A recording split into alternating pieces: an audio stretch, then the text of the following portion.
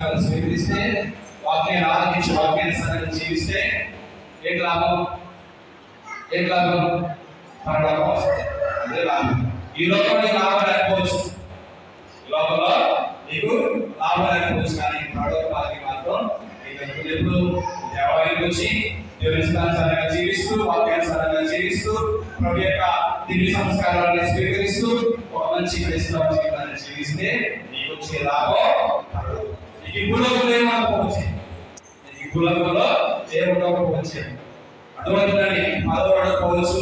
మనం చాలా మంది దేవాలయానికి ఎందుకు వస్తాం? పదవి కోసం, లేకపోతే అధికారం కోసం, లేకపోతే దానికి నన్ను ఏంటది వాడు మనోపరించిన పూర్తి చేయలేదా కాబట్టి నేను రాకూడదు కదా. నా అనుభవం ఇదంతా అదే అది ఎందుకు చేయాలి కదా. వాడిగా ఉపయోగించి చేశారు. వాడు మనోపరించి నేను వాదించాక నాకు వాడు కూర్చోండి, నేను వాడు సమానం ఏంటి? అక్కడ ఉంటే వాడు ఎక్కడే ఉంటాడు. ఎక్కడ ఉంటే ఏంటి? ఎక్కడ ఉంటాను వెళ్ళాల్సింది అక్కడికి. ఎక్కడికి పర్వాలేదు లేదా రెండో ఒకటే. లేదంటే నువ్వు అక్కడ పుట్టా ఎక్కడ పుట్టా ఆరుడులే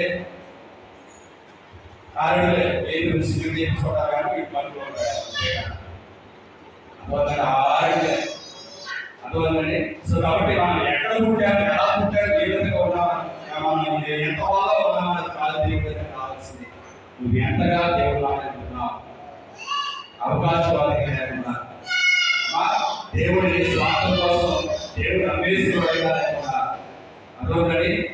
అర్థమైందా? అమ్మేశాడు కదా, ఇస్రాయేల్ బేరపడాడు. నాకు ఏమి కాదు నేను అభ్యర్థులు మీకు, ఎందుకంటే రాజు నేను అమ్మేస్తాను అన్నాడు ఆయన. సో కాబట్టి నాకు ఏమి